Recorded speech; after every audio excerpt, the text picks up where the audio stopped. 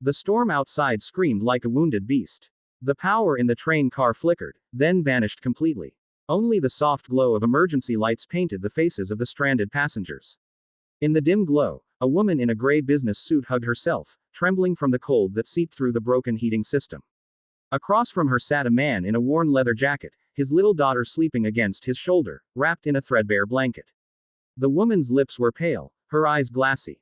She looked at the man and whispered, her voice barely steady. "Can I slip under your blanket? Just until the heat comes back." The man froze. Not because of the question, but because he knew who she was. The same woman who had once destroyed everything he'd worked for. Ethan Cole wasn't supposed to be on that train. He'd missed his earlier one because his daughter, Lily, couldn't stop crying over a lost teddy bear. They were heading to his sister's house, miles away from the city where his life had fallen apart. A city where a single decision from a powerful CEO had cost him his job, his home, and almost his hope. He had been a project manager at Alvarin Industries, loyal, hardworking, the kind of man who stayed late and helped others even when he was exhausted. Until the layoffs. Until she walked into that boardroom and signed off on the termination list. Her name was Clara Hale, a young, brilliant, but cold-hearted CEO who believed numbers mattered more than people. She'd cut his department to save the company, leaving Ethan to face the wreckage of unemployment and single parenthood. Now, 2 years later, fate had found a cruel sense of humor. He watched her now, shivering in the corner seat. Her expensive heels were damp, her blazer smudged with dust from when the train lurched to a stop in the middle of nowhere. She didn't look like the ruthless CEO from the news, she looked human. Vulnerable. "Please," she whispered again, her teeth chattering. Ethan looked down at Lily, sleeping peacefully under the thin wool blanket. He hesitated only for a moment, then shifted Lily closer to his chest, wrapping the edges tighter around her. "Here," he said quietly, extending a corner of the blanket toward Clara. Her hands trembled as she accepted it. Their shoulders brushed, sending a strange warmth through the cold air.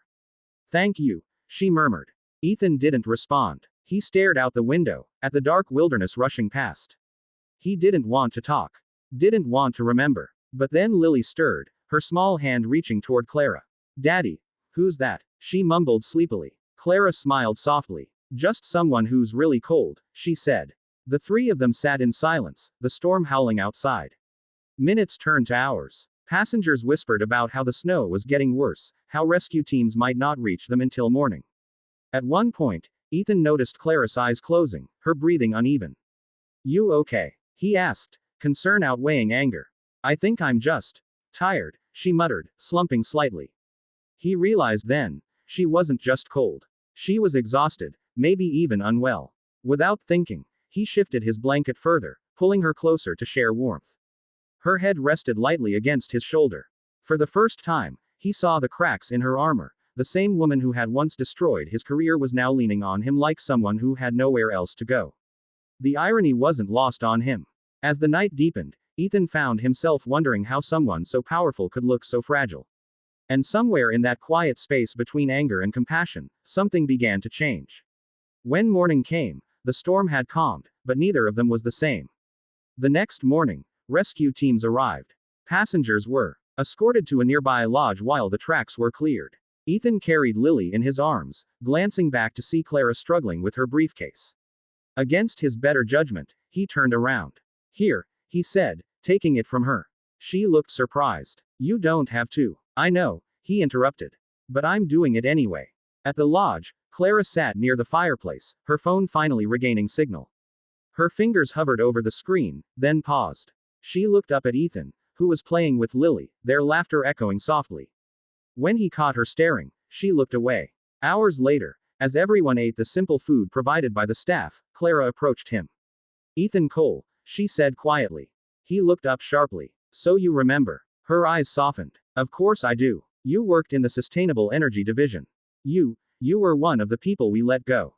You mean you." His voice was calm, but the weight of those years was heavy in it. "You signed the paper that sent 50 people home." Clara didn't defend herself. She just nodded. "Yes, I did. And I regret it every single day." That stunned him. She continued, voice trembling. "Back then, I thought I was saving the company.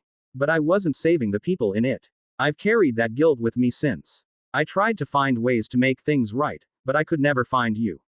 Ethan studied her, searching for deception, but all he saw was sincerity and exhaustion. You could have called, he said quietly. I tried. You'd moved. Changed numbers. Her voice cracked. You were one of the only managers who defended your team during the layoffs. You stood up for them. I never forgot that. For a long moment, silence filled the space between them. Then Lily tugged on Ethan's sleeve. Daddy, can she come sit with us? Clara blinked in surprise. Ethan hesitated, then nodded. As they sat together, Clara began to laugh. Genuine, soft, unguarded laughter, as Lily showed her how to fold paper cranes from napkins.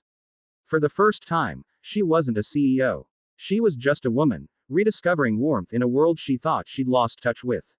When the roads cleared, they prepared to part ways. Clara looked at Ethan one last time. If you ever need anything, I mean, anything at all, please call me. She handed him her card. He took it, but didn't promise anything. Weeks later, a letter arrived. It wasn't from Clara, it was from Alvarin Industries. They were launching a new initiative for renewable community energy, and the project director position was open. The letter said he'd been personally recommended by the CEO. Ethan smiled, realizing what she'd done. Months later, when they met again, this time in a bright office filled with life and laughter, he looked at her and said, You didn't have to. Clara smiled. You didn't have to share your blanket either. They both laughed softly. And just like that, the storm that once separated them had somehow brought two broken souls back to life. Sometimes, the people who hurt us the most are the ones who need saving too. Forgiveness doesn't erase the past, it transforms it into something that can heal.